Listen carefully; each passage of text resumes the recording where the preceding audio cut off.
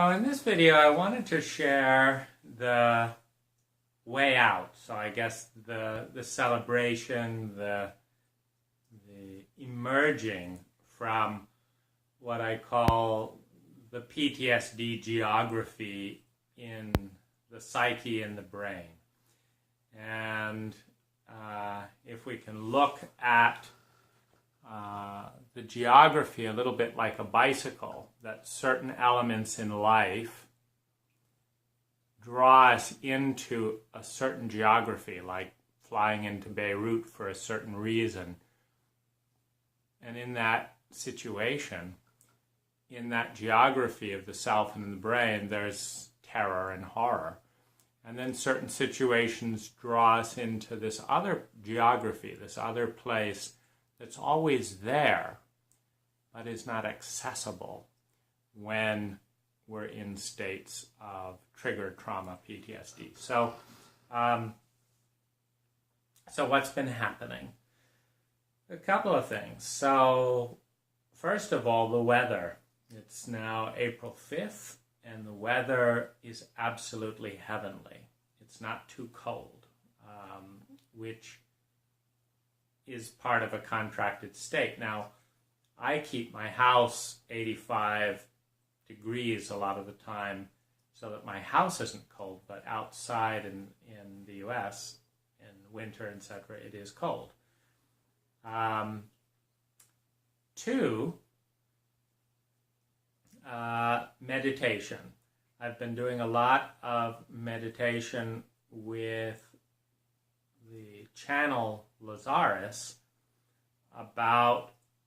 on a theme of connecting with unseen friends, divine union, healing broken alliances, restoring the circle with the inner world. And because trauma is an induction dramatically into the inner world of pain and abuse, transforming the inner world is particularly important. It's not possible for a trauma survivor to ignore emotions. And so the question is, they're going to be intense. Are they going to be intensely positive or intensely negative? So that's another kind of part of the way out. So we've got weather. We've got meditation, roughly 1 to 3 hours a day. Then we have ambiance. So I've been successful at finding a new house cleaner that comes an hour to an hour and a half every day to support the ambiance of the house. And she's amazing.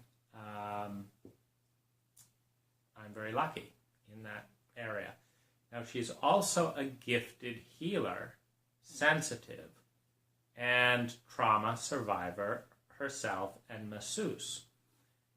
So what I negotiated with her is that she'd come an hour and a half a day for healing, and that to the degree it works for both of us, that will then move into an hour of healing. So an hour to an hour and a half of cleaning, and then an hour of healing. And there's several bits of that really work for me. One is something to look forward to in the day. Two is someone that understands the terrain. Three is the chance to help someone. It turned out that she has been really struggling financially, and so by giving her a $600 advance and generating more work on a steady basis for her, I'm watching the 1 weak point in her life, which has been money the last 6-8 months,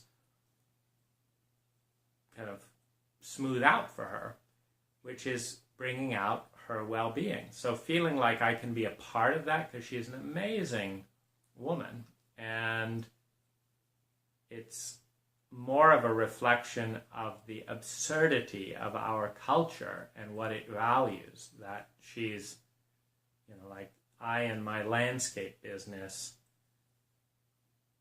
make lots of money, and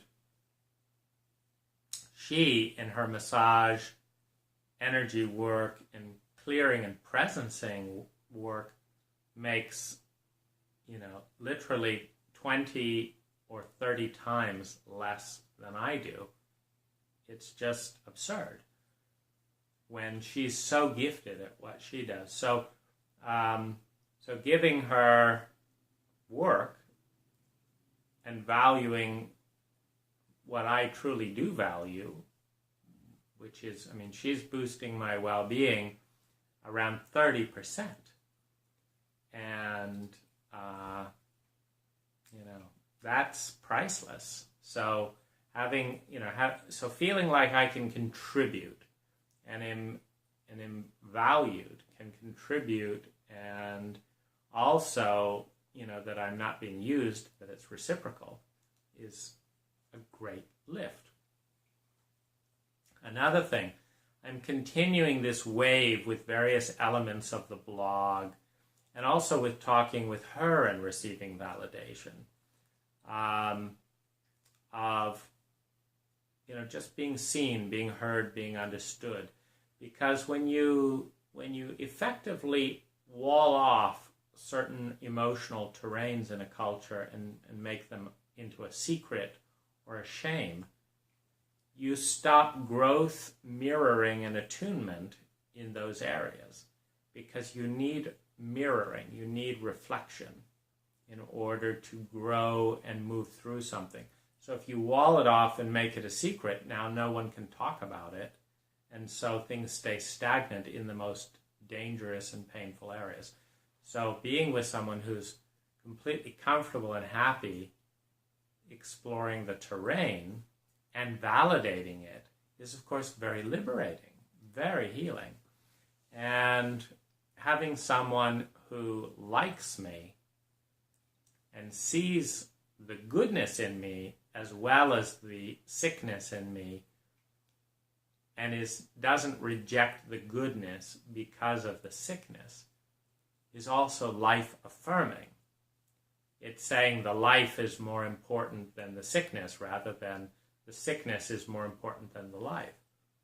Well, in a lot of culture, we have these paranoid things where anyone has any little thing that can be categorized as a red flag, and then we just want to label them, dehumanize them with the label, and then reject and ignore anything they say because they're not a human being, they're a label.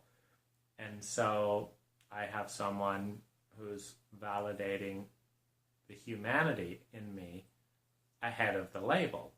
So she's not dehumanizing me, she's bringing humanity into this wound, which I'm very grateful for. Which is also another thing. I get to be grateful rather than resentful, hostile, petulant, enraged, scared, in self-pity, because there's something to be grateful for, which is being turned into a human being, rather than kind of shoved down and treated as something threatening. So this is healing. So these are kind of some of the main things. Then there's the fact that because of the meditation work that I'm doing, and because some of the choices that I'm making, like a really big choice recently has been to go towards joy and let go of revenge. So I do that with imagery. So for example, there's times when I'll feel or see chains all over my body. And my mind says, well, these are probably grudges, resentments, burdens, kind of unforgiven things. And so when I see these chains all over my body, metaphorically, but I get a vision of them, I cut them with light. I let them fall away. And I say, whether it's forgiveness or letting go or opening to joy or letting go of burdens, whatever it is, I'm okay with it. I'm not going to hold on to that grudge, whatever. I'm going to let go. And when I see the chains falling away, it's, of course, hopeful.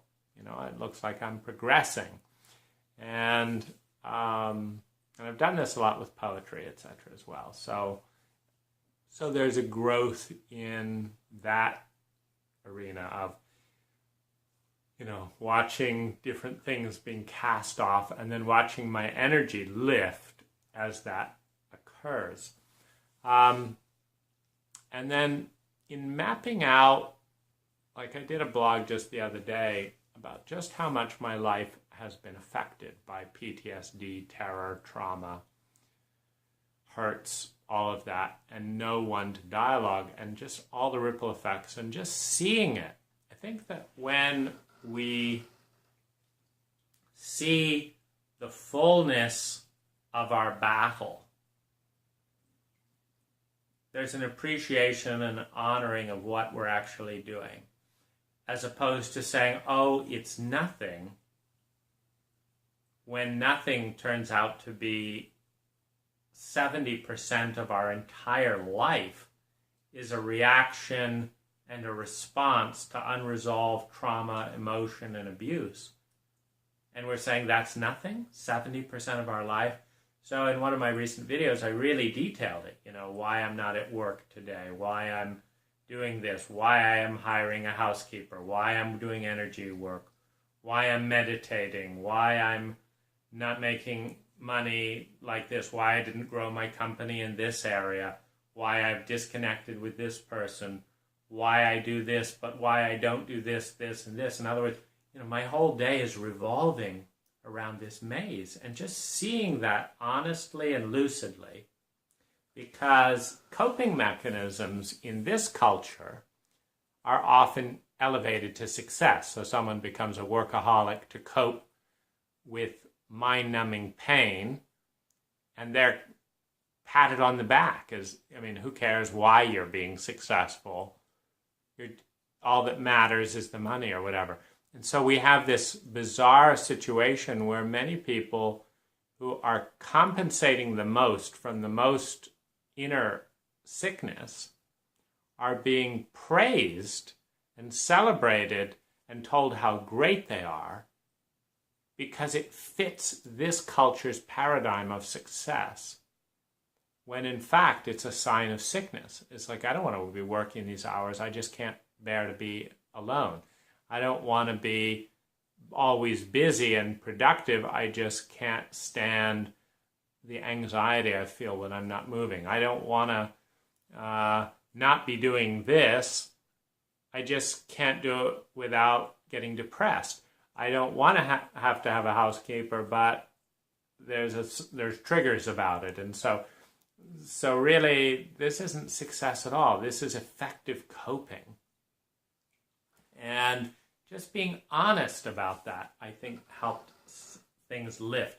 Because when everyone else is telling you're successful and you believe it, but all you're doing is really effectively coping with a lot of disease, then there's a way you can believe it yourself, but then it's crazy making. Because then the question is, well, why am I so depressed, scared, and sad, and low energy? Because I'm so successful. And then you realize, no, wait a minute, I'm not so successful. I'm running like mad to do all these coping things. And of course that feels like shitty, because I'm doing it out of fear.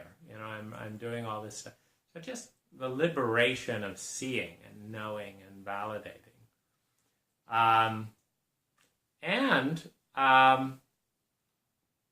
I do have a pretty amazing life, meaning there's a fair amount of overlap between my definition of beauty and luxury and success and my coping mechanisms.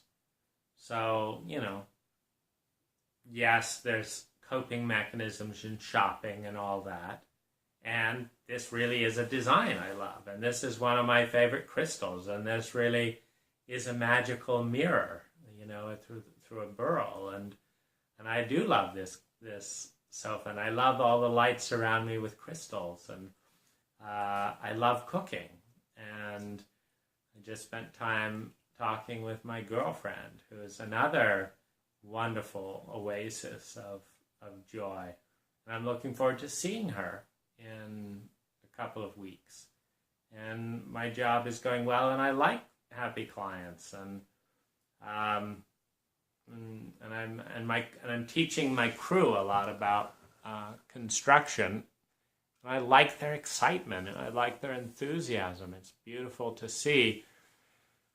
And I don't do well with stress and pressure, and I don't feel any right now.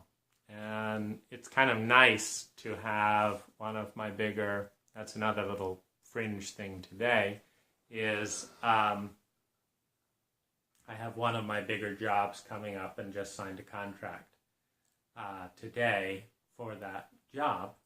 And it's just, and I feel like I had a bumpy ride with a recent client. It was quite painful and a bit terrifying. And I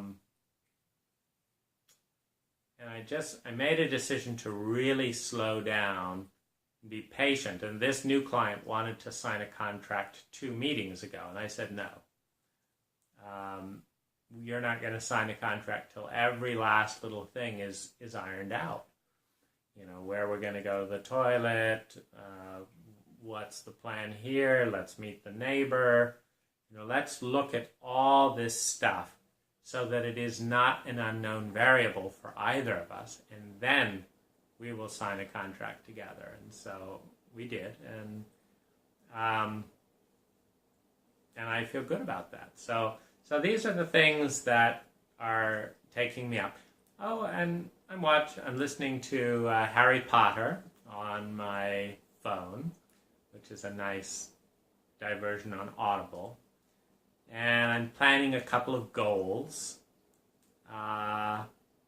including a blog, that's not at all about PTSD, but more about helping professionals live this kind of life. Because even though I've had to develop this ability as a coping strategy, meaning I didn't want to live, spending all my time in the U.S., and so I had to start taking every other month off to go to Thailand just to, get my desire to live, up to a point where it would be in the positive terrain, or I'm not gonna stay alive and be miserable. And so, but as a result, even, people without PTSD, and particularly in my field, don't have the kind of time that I have, like spending 1 to 4 hours a day working as opposed to 8 to 10 hours working, and working year round as opposed to taking every other month off, and being heavily in debt versus not. And so the thought of helping other people to move in this direction for fun, whether they have PTSD or chronic fatigue or whatever or not, is it's exciting. And so, and doing that slowly and having fun with that. So I'm enjoying that. And so that's how I've climbed out. So I'm feeling kind of in my top 80% terrain today. I just want to share the variables. And I want to add another little piece around that, because it's about it's 30 to 40% of this is around connecting powerfully with what I call unseen friends. And I touched on this a year ago when I did constellation therapy. If you look up family constellation therapy, you'll see how groups participate and play roles. Well, I worked with a good practitioner, and I had him play, just him and I, play various divine roles where I would get in touch with a deity of some kind that I wanted him to embody. And I would relate to that. Because when we've been deeply traumatized by human beings who are considered by most to be above average, it destroys the trust in the human population. So I've been, I've gone to Waldorf school, private schools. I've had, organic, hippie parent, new age, spiritual, all kinds of stuff. Gone to Findhorn, the famous community in Scotland, and all kinds of lived in different intentional communities and stuff.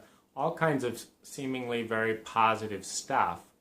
And then I've been abused by a couple of some of the best therapists, with very high reputations. And I've got to look at it. If I'm in this amount of pain from the abuse of these people, that most people are telling me that I'm so lucky to have these people in my life, then it's not speaking very well of human beings. And so where do you turn when the people everyone say you're so lucky to be around have hurt you so much that you can't cope? How do you deal with it? And how do you deal with it when therapists, are, anyway, I won't go into that. How do you deal with it? The answer is, for me, it's difficult. Like, I have my house cleaner and healer, and I have my girlfriend. Those are it right now. That's my people. And neither of them are close to perfect. My girlfriend has petulant rage and hate and jealousy and stuff at times. And I need to watch my back when that's alive in her. And my house cleaner can't take my full weight, so I've got to be sensitive to that. And right now there's no one else. And so, but going into the inner world, I'm finding the life and the aliveness at a whole new level. So in the constellation work, I found that I could relate to spiritual consciousness through the constellation therapist, number one. Two, when I've taken therapeutic doses and done therapeutic rituals around MDMA and LSD, which I'll say just as one can go very wrong. One. Two, microdosing. For me, I want a very sub-psychedelic thing. It's just kind of a slight opening of the sixth eye. Half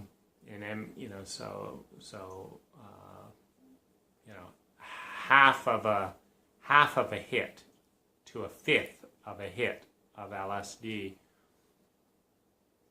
just to initiate the altered state in which meditation is so much more alive and beautiful.